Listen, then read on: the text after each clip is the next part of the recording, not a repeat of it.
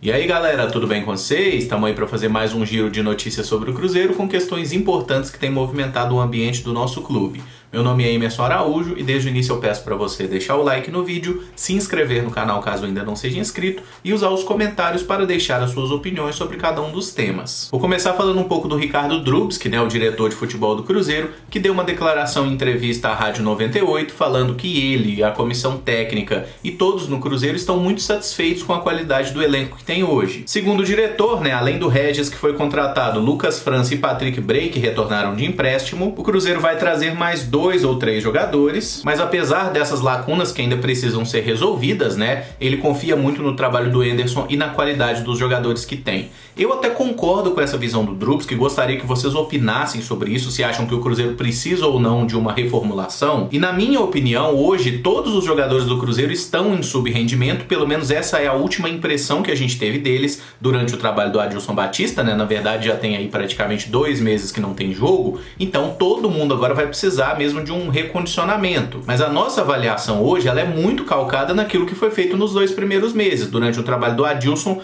que não funcionou. E quando a gente pega para exibições individuais, Fábio não estava bem, Léo não estava bem, Marcelo Moreno não estava bem, os garotos que iam estar bem, Então a grande verdade é essa, o time do Cruzeiro estava muito mal, era muito mal treinado, era uma bagunça e eu acho sim que o plantel do Cruzeiro não deve nada a nenhum adversário da Série B. Qual era o grande problema do Cruzeiro? Mau aproveitamento dos jogadores. Todo mundo estava jogando mal, não tinha um senso de equipe e acho que a partir do momento que a gente tiver um treinador, que agora parece que tem, e que houver um encaixe na equipe, o Cruzeiro tem tudo para sim fazer uma campanha forte, uma campanha de acesso para a Série A sem muito susto, mas reconhecemos que tem setores aí, principalmente a lateral direita, que eu acho que o Cruzeiro vai precisar trazer um nome e dependendo do que acontecer para a esquerda, se realmente o Dodô não for contratado, a gente vai ter que se acertar ali, seja com Marcelo Hermes, com Patrick Bray ou eventualmente com outro jogador. Se bem que hoje o Cruzeiro já tem 5 laterais esquerdos, Alguns deles naturalmente vão ter que deixar o clube. E falando sobre a lateral direita, ontem eu já fiz um vídeo aí falando de mais de 20 opções, todos que trabalharam com o técnico Anderson Moreira na carreira, que era o indício que a gente tinha, e 2 nomes já surgiram aí nas últimas 24 horas. O primeiro foi o do Nino Paraíba, jogador do Bahia, que não está sendo aproveitado nessa temporada, mas o próprio Drubski comentou que o Cruzeiro buscou informações sobre o jogador e o Bahia recusou a investida, falou que não libera o atleta, então Nino Paraíba não virá para o Cruzeiro, pelo menos nesse momento, O nome que o Cruzeiro busca é outro. Aí o Samuel Venâncio trouxe a informação que era o Daniel Guedes, um jogador que pertence ao Santos, na última temporada esteve emprestado ao Goiás e está no momento afastado por doping. O Daniel Guedes é um bom lateral, é um jogador que o Cruzeiro já buscou informações, tinha interesse nele no início da temporada passada, acabou que veio o Orejuela, mas essa situação do doping ela é um pouco complicada porque não tem uma data específica para quando o jogador vai voltar. O jogador foi suspenso preventivamente, não tem data para o julgamento e a defesa dele está tentando conseguir o quê? Uma liberação do atleta, O jogador não está suspenso por ter usado uma droga recreativa, como chamam, cocaína, nada disso, mas por uma substância chamada higenamina, que ela é encontrada basicamente em suplementos alimentares.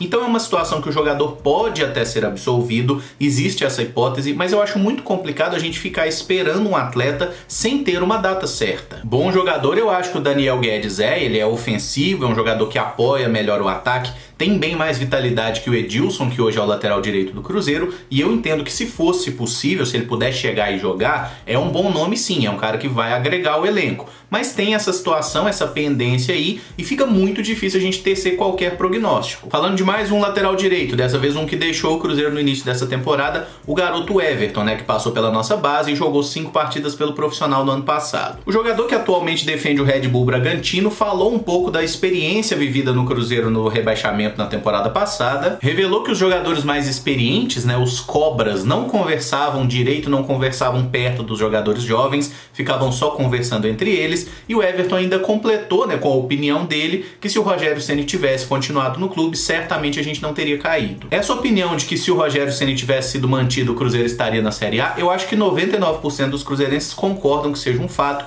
porque infelizmente no momento que o Cruzeiro optou por ficar com o elenco vagabundo e mandou o técnico que tentou arrumar a casa embora, ali a gente assinou o decreto de que tinha que jogar uma Série B mesmo, né? Infelizmente, é duro falar isso, mas o Cruzeiro mereceu ser rebaixado. Agora, essa questão de que os jogadores experientes não conversavam direito com os jovens e tudo mais, é interessante porque depois que o tempo passa, as coisas vão começando a aparecer, né? Porque na época todo mundo negava, não tem panelinha, não tem isso, não sei o quê, e agora a gente já tá vendo a coisa acontecer. O Everton é um jogador que não tem mais vínculo com o Cruzeiro, certamente falou sobre isso porque foi perguntado, e se o cara não tem rabo preso, ele vai falar a verdade. E era óbvio que tinha esse tipo de problema no vestiário, claramente os jogadores mais experientes não estavam preocupados com o futuro do Cruzeiro, e os garotos em sua maioria sim, né? E é por isso mesmo que sobrou para os garotos nesse início de ano tentar essa reconstrução do Cruzeiro, e a maioria deles tem feito pelo menos aí um trabalho digno, né? Pelo menos se esforçam. Mas eu acho bom que esse tipo de coisa venha à tona, porque se tem uma raça corporativista no mundo é a tal do jogador de futebol. E quando os próprios jogadores começam a abrir essas coisas publicamente assim, é porque o negócio realmente foi um absurdo e fora de qualquer lógica. Falando um pouco mais dessa relação aí de jogadores jovens com jogadores históricos aqui do Cruzeiro, o Alex, né, camisa 10 da Tríplice Coroa, participou de uma live lá do Cruzeiro Tour, em que ponderou quem pra ele seria o melhor nome no elenco do Cruzeiro pra ser o nosso camisa 10. Segundo o Alex, o Cruzeiro não deveria buscar mais contratações pra posição, até porque o recurso é escasso, todo mundo sabe da dificuldade que o Cruzeiro tem,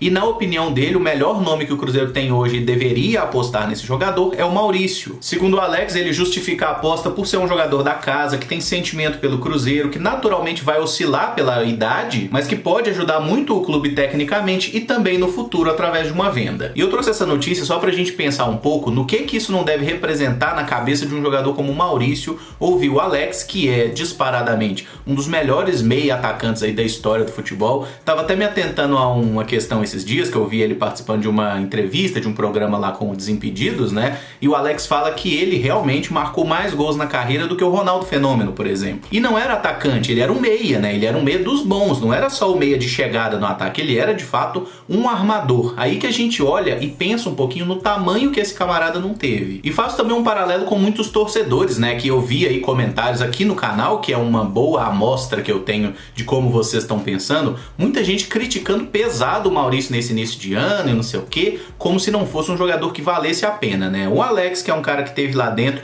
obviamente não tem nenhuma ligação com o Maurício, pelo menos não que a gente saiba, e ele tá dizendo que se fosse ele, apostaria no jogador para ser camisa 10. Eu acho que a opinião do Alex tem algum valor nesse caso, eu gostaria que vocês opinassem também. E vamos falar um pouquinho da parte política aí para fechar o vídeo, né? O Conselho Gestor do Cruzeiro declarou abertamente que vai apoiar o Giovanni Baroni na eleição para novo presidente do Conselho Deliberativo, que vai ser também dia 21 de maio. No entanto, o Conselho Gestor não vai apoiar nenhum dos candidatos à presidência do clube, nem o Sérgio Santos Rodrigues, nem o Ronaldo Granata. Existe uma expectativa no clube que na próxima semana sejam divulgadas as primeiras conclusões da Polícia Civil a respeito das investigações de corrupção e tudo mais que aconteceu no Cruzeiro e na gestão do Wagner Pires.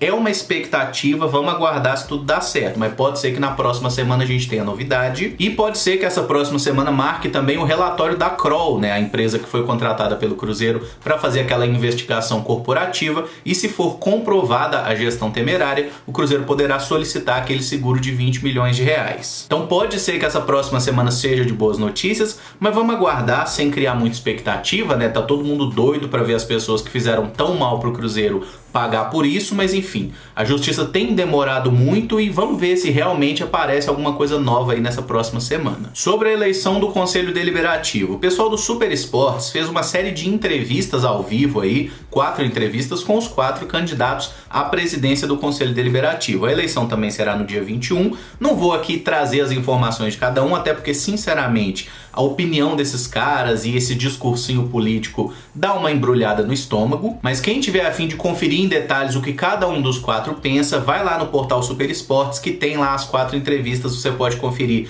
tanto em vídeo quanto em texto. Todos os 4 candidatos concordam sobre a necessidade de atualização, né, de aprovação de um novo estatuto do Cruzeiro, e inclusive foi finalizada a proposta do novo estatuto do clube, que vai ser analisada por uma comissão e posteriormente colocada em votação. Isso não vai acontecer agora no mês de maio por causa da pandemia, então essa votação do estatuto não vai acontecer durante a administração do Conselho Gestor. E me espanta um pouco a burocracia que é para mudar qualquer coisa no estatuto do Cruzeiro, sendo que na hora de contratar os camaradas todo mundo cagou pro estatuto, fez o que quis, contratou todo mundo e ninguém vetou. Mas entre as propostas desse novo estatuto, né, tá lá a necessidade de aprovação de um orçamento para cada temporada, tem também a responsabilização de cada dirigente se gastar acima desse orçamento, a contratação anual de uma auditoria independente para que faça a análise dos números e o que eu mais gostei de tudo isso: qualquer contratação que o clube faça que tenha um salário superior a 100 salários mínimos terá que ser aprovada por um conselho de administração. Então não basta o técnico pedir, o diretor de futebol ter conchavo com o diretor ou até o presidente querer contratar alguém para passar a mão no dinheiro, tá? Se porventura quiserem contratar um atleta ou um técnico que seja e esse conselho de administração vetar, o cara não é contratado e acabou. E eu gosto muito disso, né? De você ter um órgão fiscalizador independente, porque se você tiver pessoas sérias e honestas nesse órgão e para fazer parte dele teria que ter necessariamente formação em área contábil ou administrativa, se você tem pessoas corretas aqui, você não vai cometer, por exemplo, os absurdos que fizeram na contratação de um Fred. E eu acho que todos nós concordamos que para qualquer administração funcionar bem, você não pode gastar mais do que está arrecadando, né? E ter essa necessidade de um orçamento, de respeito a esse orçamento, né? E ter a possibilidade de simplesmente ninguém ter o poder pleno sobre o clube, não é só porque eu sou presidente que eu posso fazer tudo que eu quiser, isso dá a esperança de que o Cruzeiro esteja caminhando para um bom lugar. Confesso que eu tenho medo de que a próxima administração do Cruzeiro, seja ela quem for, assuma o clube e queira botar esse trabalho todo no lixo e fazer tudo do zero de novo, o que geraria uma grande perda de tempo, na verdade, né? Porque as pessoas têm um ego maior do que tudo. Mas vamos torcer para que a burrice não siga imperando, né? E que as pessoas consigam pensar um pouquinho no bem do Cruzeiro antes de suas próprias vaidades ou aspirações políticas. De momento o vídeo fica por aqui. Se gostou, deixa o like, se inscreve no canal caso ainda não seja inscrito e usa os comentários para opinar sobre cada um dos assuntos. Muito obrigado por acompanhar, um abraço e até o próximo vídeo. Valeu!